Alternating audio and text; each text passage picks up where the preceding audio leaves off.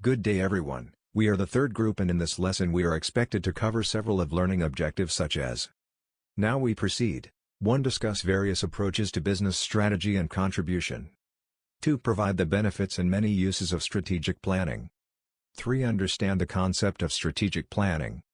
4. Analyze each competitor's probable reaction to the industry and environmental changes. 5. Discuss the good planning, importance of external environment and range factors that influence planning decisions. And 6. Understand the method for assessing the strengths and weaknesses of an organization.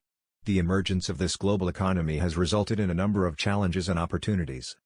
As a result of this emerging competitive landscape, companies must rethink how they can achieve strategic competitiveness by positioning themselves to ask questions from a more global perspective. This would enable them to, at least, meet or exceed global standards. The questions could include questions like: where should value-adding activities be performed? Where are the most cost-effective markets for new capital? Can products designed in one market be successfully adapted for sale in other markets? How can we develop cooperative relationships or joint ventures with other companies that will enable us to capitalize on international growth opportunities? However, before a company can hope to achieve any measure of success in global markets, it must be strategically competitive in its domestic market. Now, it is important for us to understand is the need for strategies and their management. To be able to make an effective and efficient strategy, it is important to know the capabilities and shortcomings of our own business. Understanding business is vital to defining it and answering the question, what is our business? It could also be a pointer to the answers to the questions, what will it be? And what should it be? Mission statements can use the ideas generated through the process of understanding and defining business. Abel's three-dimensional models. One can also know his own business better using Abel's three-dimensional models, wherein you able to go through important characteristics of your own business. This model includes customer groups, customer functions and alternative technologies wherein customer groups are created according to the identity of the customers. Customer functions are based on what the products or services provide to the customers. Alternative technologies describe the manner in which a particular function can be performed for a customer. By solely knowing your own business, you are already analyzing yourself as a competitor to others. By this you will able to assess your business strengths and weaknesses and also your competitive capabilities as a player on the industry. In gathering data for making strategies, for companies or organizations, it is best to do analyses for strategic management basis and for comparative analysis on general factors, in both internal and external, of decision-making. First off, we have environmental analysis.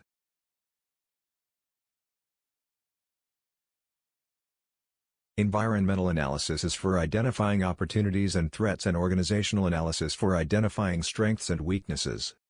It is like environmental scanning or appraisal. This is the process through which an organization monitors and comprehends various environmental factors and determines the opportunities and threats that are provided by these factors. Thus, there are two aspects involved in environmental analysis. 1. Monitoring the environment, i.e. environmental search, and 2. Identifying opportunities and threats based on environmental monitoring, i.e. environmental diagnosis. Ian Wilson has compared the role of environmental analysis with function of radar. If a ship is sailing on a sea of uncertainty, there are two essential requirements for a successful voyage. There has to be a star to steer the ship. Secondly, there must be radar to signal the existence of rock, reefs, and clear water in the uncharted sea. Similarly, a business firm operating in an uncertain environment must have a vision of the business, a guiding star, and a system of environmental analysis, the radar. 1. The environmental forces may affect different parts of the organization in different ways because different parts interact with their relevant external environment. 2. The environmental influence process is quite complex because most things influence all other things. 3.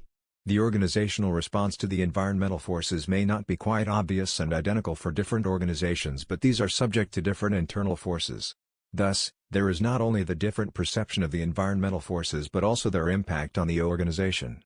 Key factors determining responses to environmental impact may be managerial philosophy, life cycle of the organization, profitability, etc. 4. The impact of environmental forces on the organizations is not unilateral, but the organizations may also affect the environment.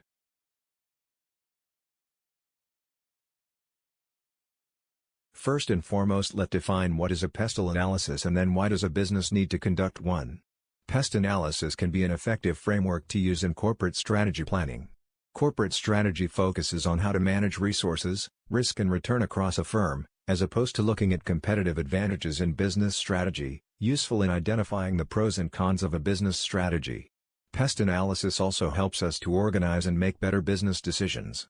Pestle analysis is one of the techniques of environmental scanning which is conducted through analyzing and understanding the political, economic, socio-cultural, technological, environmental and legal factors. It is necessary to identify macro-environmental conditions to know if it will affect the business. This will be helpful in terms of generating ideas and for the achievement of goals. These forces should be taken into consideration since these are uncontrollable and outside the decision of an organization. It scans the trends and innovations in the external environment in order for the business to be aware. There are 6 standards of pestle which are: political factor. Political factors have an impact on a business and how they do business. Businesses need to be able to respond to the current and anticipated future legislation and adjust their marketing policy accordingly. Political factors can include government policy, political stability, etc. Economic factors. Economic factors have a significant impact on how an organization does business and also how profitable they are. These factors can be further broken down into macroeconomic and microeconomic factors. It includes economic growth, interest rates, exchange rates, etc.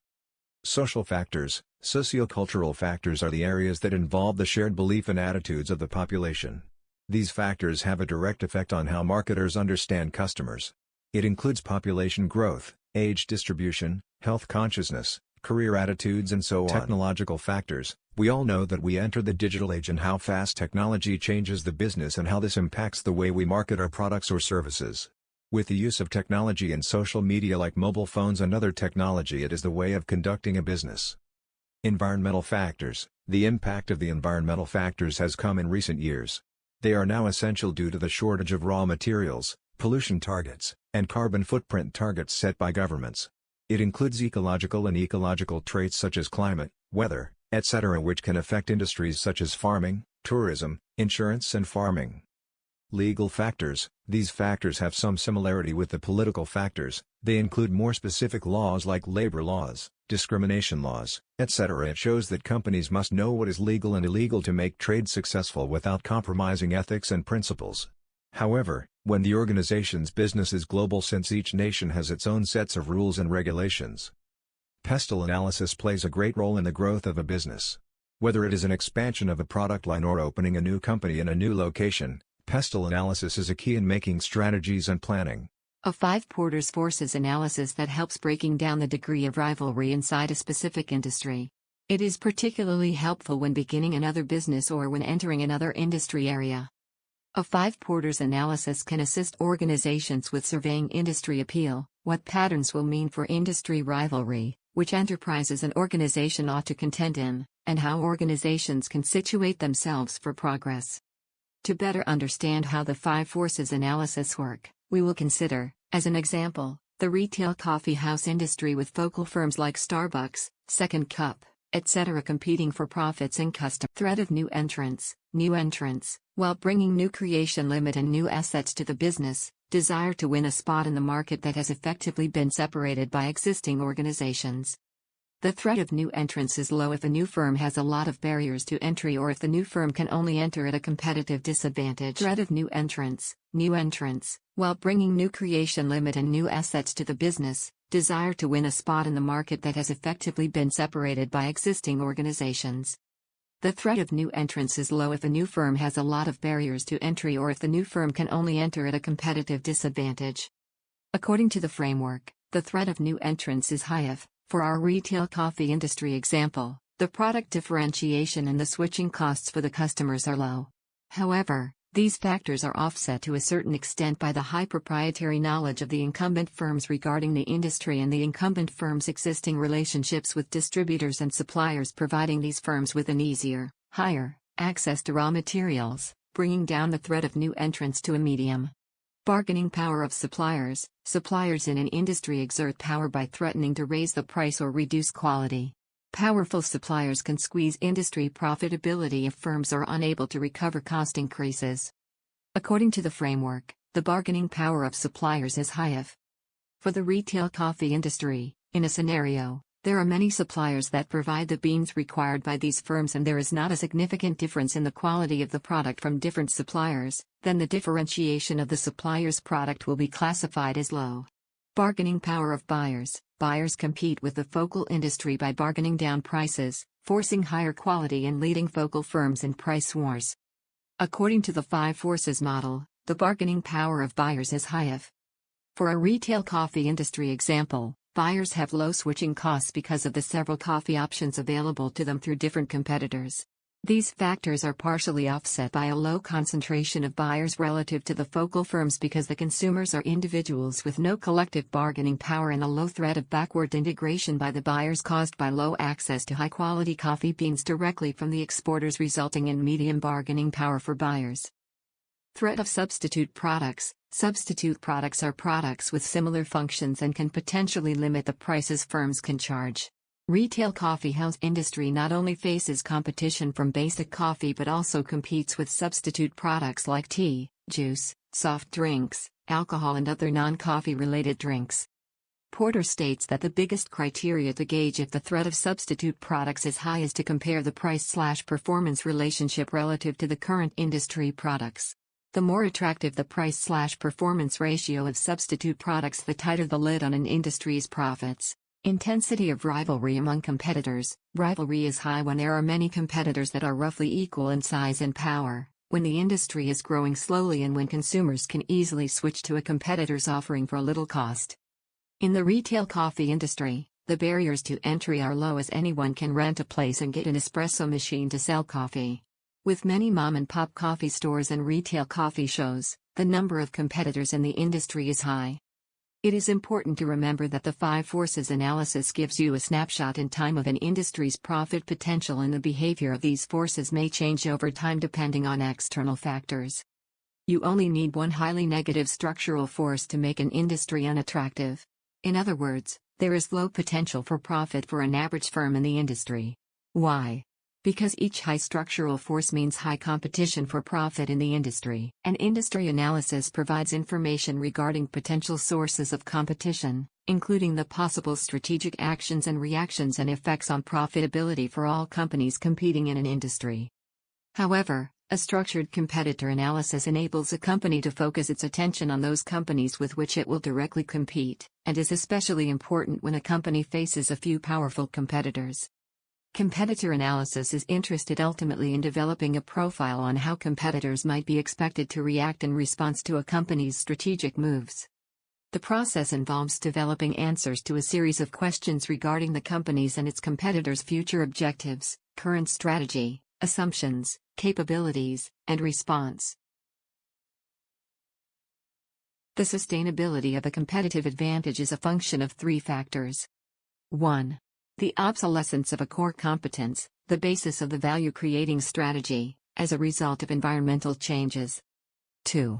The availability of substitutes for the core competence, or the extent to which competitors can use different core competencies to overcome value created by the original core competence.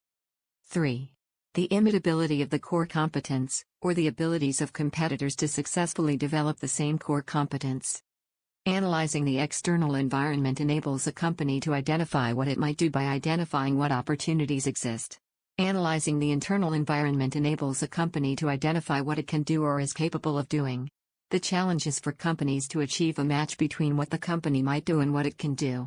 This match allows the development of a company's strategic intent and strategic mission, as well as the subsequent implementation of value-creating strategies that will result in strategic competitiveness and above-average returns. The conditions or decision characteristics affecting managerial decisions about resources, capabilities, and core competencies basically fall under 3 heads. 1. Uncertainty regarding the assessment of the general and industry environments, assessment and predictability of competitive actions and customer preferences. Uncertainty is present because of the inherent difficulty in identifying, assessing, and predicting changes and trends in characteristics of the external environment. Among these characteristics are correctly predicting the extent, direction, and timing of changes in the general environment, such as societal values, political and economic conditions, customer preferences, and emerging technologies from other industries, and how they might ultimately affect the company. 2. Complexity regarding the nature of any interrelatedness of the causes of change in the environment and how the environments are perceived, especially regarding decisions as to which of the company's resources and capabilities might serve as the foundation for competitive advantage. The issue becomes more complex when managers must relate the complex external environment to their assessment of the company's internal environment. The assessment affects the decisions regarding the company's resources, capabilities, and core competencies, and their relationship to opportunities in the external environment that can be exploited successfully to achieve competitive advantage. 3. Intra-organizational conflicts among managers making decisions about which core competencies are to be nurtured and about how the nurturing should take place. Intra-organizational conflicts often develop as a result of uncertainty and complexity.